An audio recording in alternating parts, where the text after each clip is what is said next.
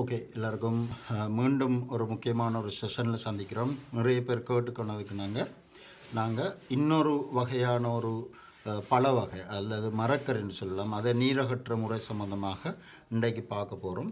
இதில் உங்களுக்கு தெரியும், இந்த நீரகற்ற முறை என்ன மாதிரி வந்தது, அதில் தேவைப்பாடு என்னன்னு சொல்லி நாங்கள் பார்ப்போம்.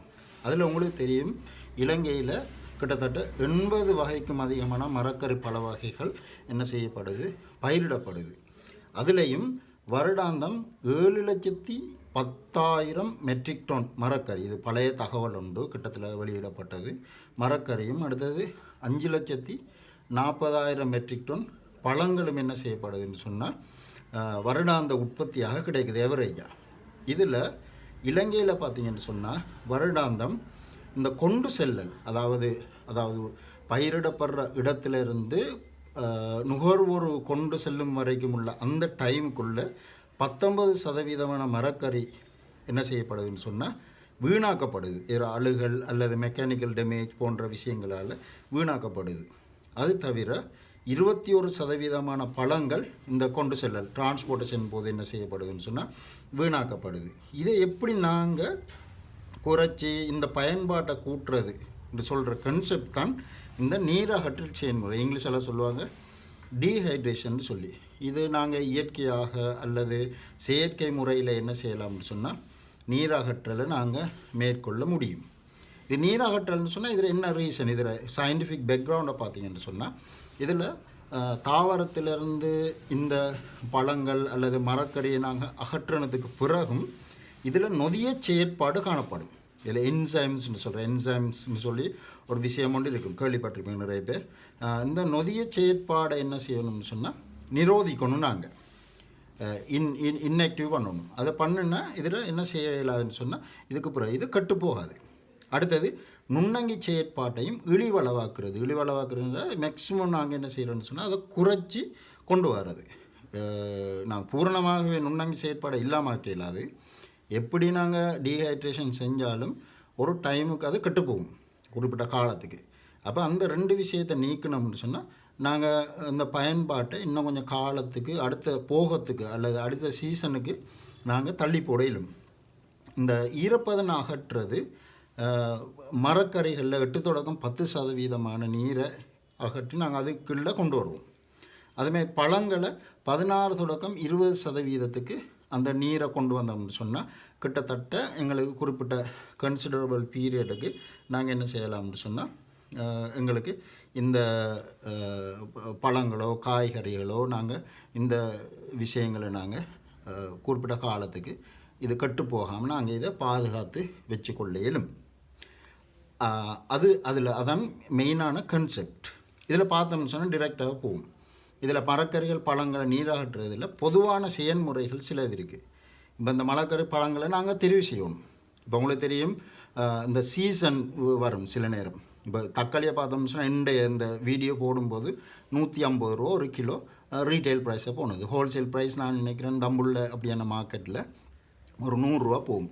உங்களுக்கு தெரியும், சில வேளைகளில் சில சீசனில் 10 ரூபாவுக்கு போனதும் இருக்குது.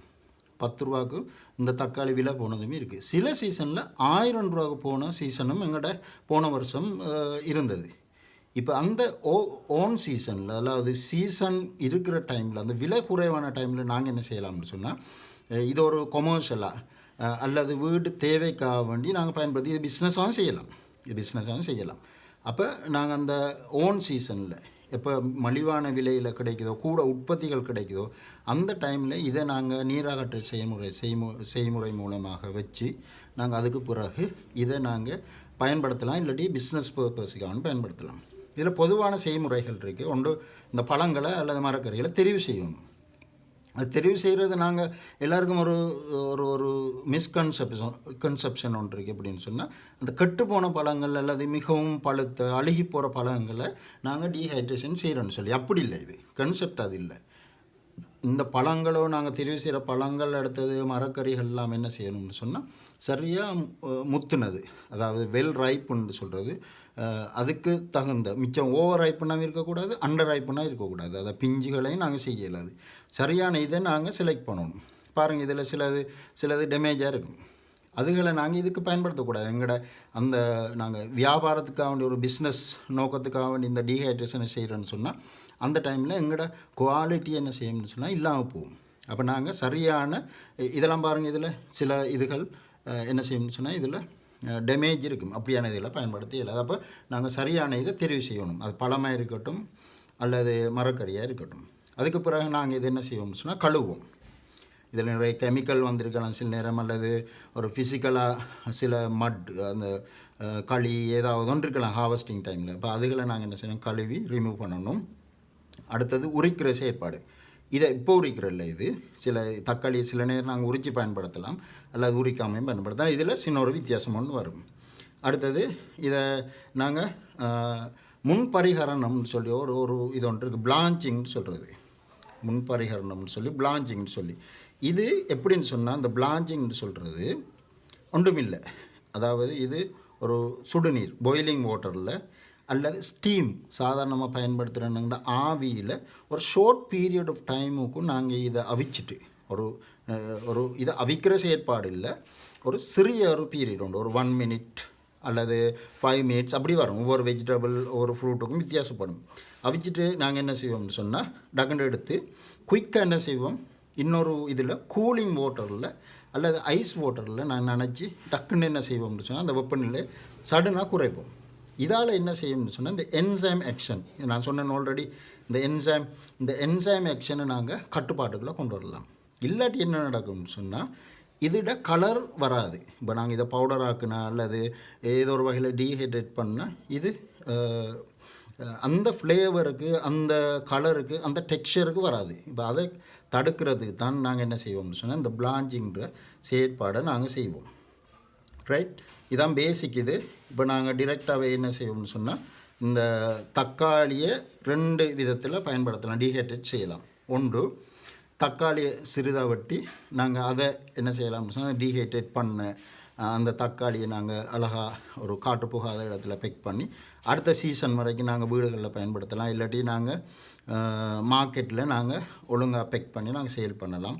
இல்லாட்டி அதை நாங்கள் இன்னொரு வகையில் அதை தூளாக்கி நல்லா பவுடர் ஆக்கி நாங்கள் ஒரு சீசனிங் மாதிரி யூஸ் பண்ணிடலாம். அல்லது அதை பெக் பண்ணி நாங்கள் எங்களுக்கு ஆன்லைன் மார்க்கெட்டிங்கோ அல்லது வேறு மார்க்கெட்டிங்கில் நாங்கள் செய்யலாம், சிறிய அளவில் செய்கிறோன்னு சொன்னால். இப்போ இதில் நாங்கள் இந்த ப்ராசஸை பார்ப்போம். இதில் முன்பரிகரணம்னு சொல்கிற தக்காளியில் 60 பாகசி, உங்களுக்கு தெரியும் இந்த விரல் நுனி சூடுன்னு சொல்லுவாங்க வச்சா தண்ணியில், அது 1 நிமிஷத்துக்கு நாங்கள் என்ன செய்வோம், அந்த பிளாஞ்சிங்கை செய்வோம். 1 நிமிஷத்துக்கு 60 பாகசியில். உங்களுக்கு தெர்மோமீட்டர் இருந்தால் இன்னும் பெஸ்ட். ஆனால் பிரச்சனை இல்லை, அந்த சூட்டை கொதிக்க முதல் நாங்கள் என்ன செய்யணும்னு சொன்னால் எடுத்துருவோம். அது ஒரு விஷயம். அது 1 நிமிஷத்துக்கு நாங்கள் முன்பரிகரணம் செஞ்ச உடனே என்ன செய்வோம், இன்னொரு பவுலில் குளிர் நீருக்கு பெஸ்ட்டு, இது ஐஸ் வாட்டரில் இருந்தால் நல்லா, குளிர் நீருக்கு டக்குன்னு என்ன செய்வோம் மாற்றுவோம். இதை மாற்றிட்ட பிறகு இதை சைஸுக்கு ஏற்ற மாதிரி நாங்கள் ஒரு இப்படி சின்ன சைஸ்ன்னு சொன்னால் 3-4 சைஸாக வெட்டலாம்.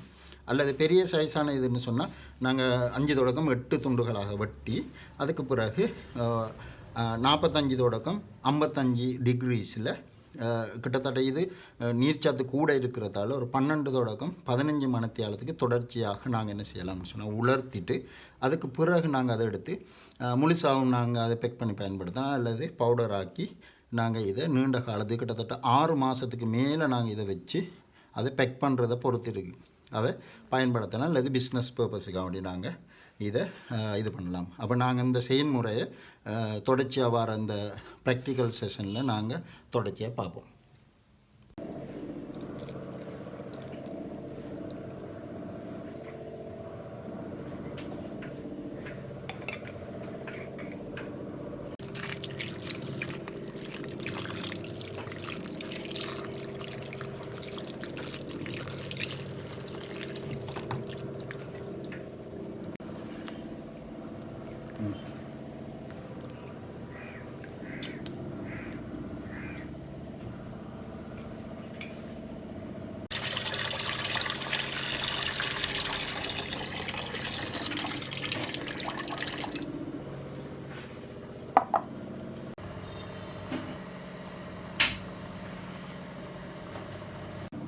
ஓகே, இது 60 பாகைசியில் கொதிக்க வைக்கப்பட்ட தண்ணி.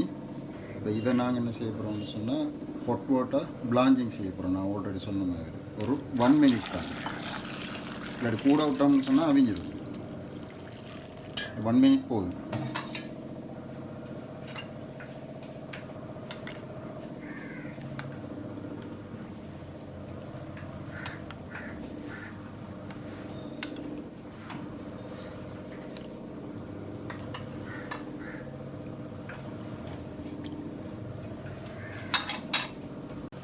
கண்டிப்பாக நாங்கள் இதை 1 மினிட் பிளாஞ்சிங் செஞ்சிட்டோம். அதுக்கு பிறகு டக்குன்னு என்ன செய்யணும், குளிர் தண்ணி இல்லை, இது கூல் தண்ணி, இதுக்குள்ளே டக்குன்னு மாற்றணும் இதை. ரைட்.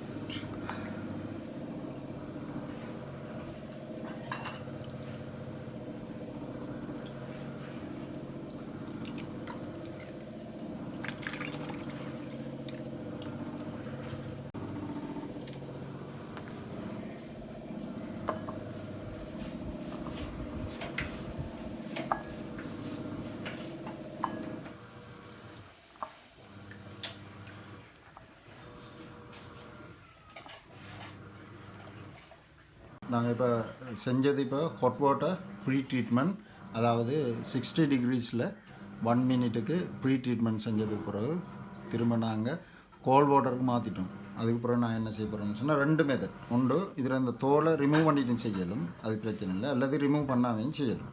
இப்போ இதை நாங்கள் இந்த தக்காளியில் சைஸுக்கு ஏற்ற மாதிரி நாங்கள் இதை 5 to 8 பீசஸாக நாங்கள் வெட்ட போகிறோம். அது ஒரு 1 சென்டிமீட்டர் அளவுக்கு இருந்தாலே ஓகே. அதை எங்களுக்கு டீஹைட்ரேட் பண்ணக்கூடிய அளவுக்கு வரும்.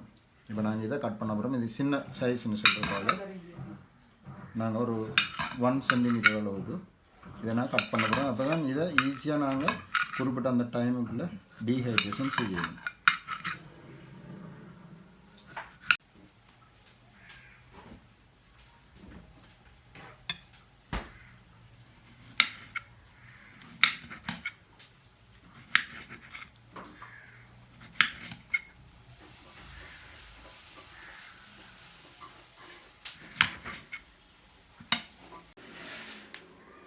ரைட். இதான் எங்களோட அந்த டீஹைட்ரேட்டர். நான் ஆல்ரெடி அந்த முருங்கை பவுடர் செய்யும்போது நான் காட்டிருக்கிறேன். இதில் டெம்பரேச்சர் கொஞ்சம் வித்தியாசமாக இல்லாது, கிட்டத்தட்ட அதே மாதிரி தான். இப்போ இதில் பார்த்தோம்னு சொன்னால் இங்கே ப்ரீசெட் பண்ணி வச்சுருக்கு 45 டிகிரிஸும், அடுத்தது 55. இது ஒரு ரேஞ்சாக தான் வரும் இதில். இப்போ நாங்கள் இது என்ன செய்யலாம்னு சொன்னால், இதில் இந்த முருங்கை பவுடர் மாதிரி இந்த தக்காளி இல்லை, அதாவது இந்த தக்காளியில் நீர்ச்சத்து கூட.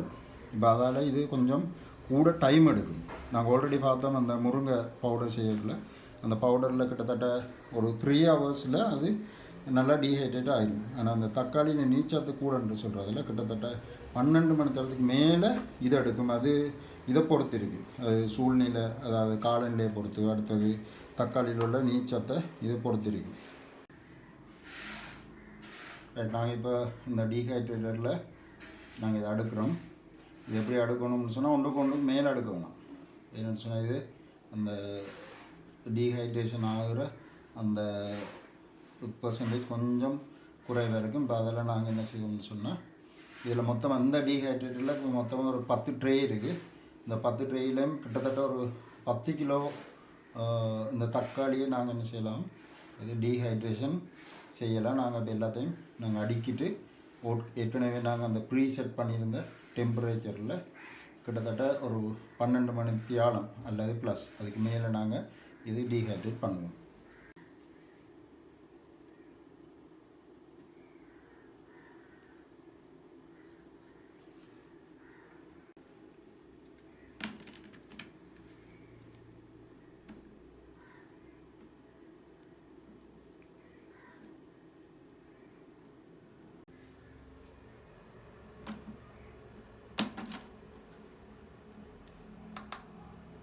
இப்போ நாங்கள் இதை கம்ப்ளீட் பண்ணிட்டோம். இதில் பாருங்கள், இதில் ரேஞ்சில் வச்சுருக்கோம் 45 மினிமம், அடுத்தது 55 மேக்ஸிமம். அப்போ அந்த ரேஞ்சில் நாங்கள் ஒரு 12 ஹவர்ஸ் ப்ளஸ் ஹவர்ஸ் வச்சோம்னு சொன்னால் அதுக்கு பிறகு என்ன மாதிரி இருக்குன்னு சொல்லி நாங்கள் அதுக்கு பிறகு காட்டுறோம்.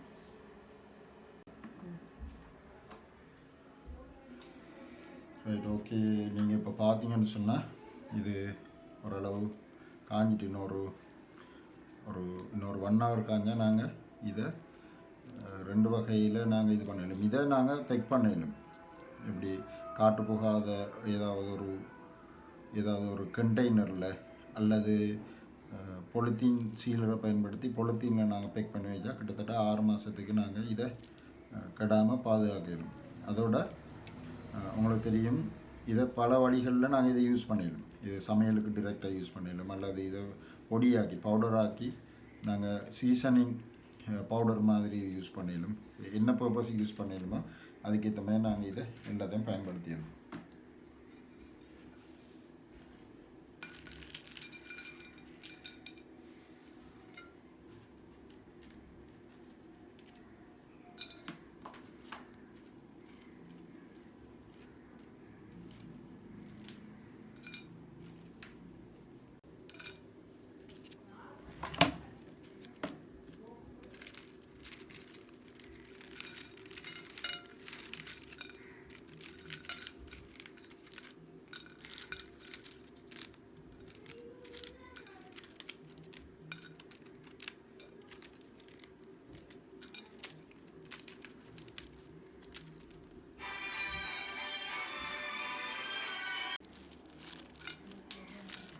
இதுதான் டீஹைட்ரேட் பண்ண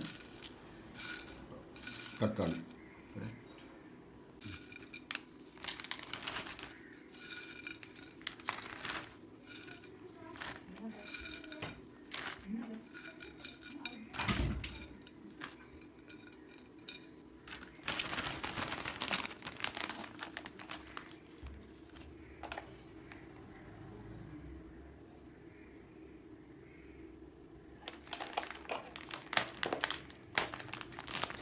அப்படியே நாங்கள் பொலித்தீன் சீல் பண்ணி காற்று போகாத இதில் வச்சுக்கிடலாம்.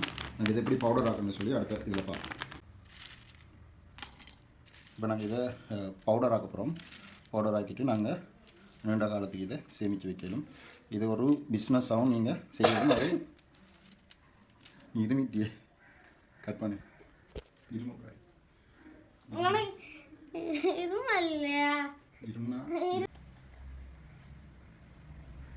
ஓகே, நாங்கள் இப்போ என்ன செய்ய போகிறோம்னு சொன்னால் இதை பவுடர் ஆக்கி என்ன மாதிரி நாங்கள் இதை ப்ரிசர்வ் பண்ணணும்னு சொல்லி பார்க்க போகிறோம். இதில் நீங்கள் பார்க்கலாம். இதில்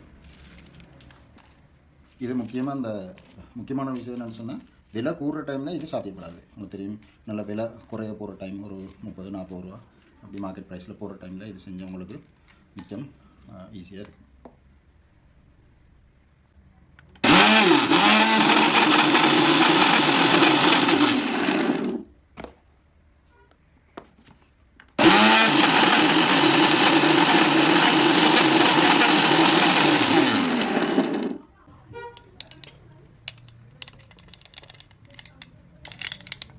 अंदर के मोड़ी है, अब मोड़ी लेगी।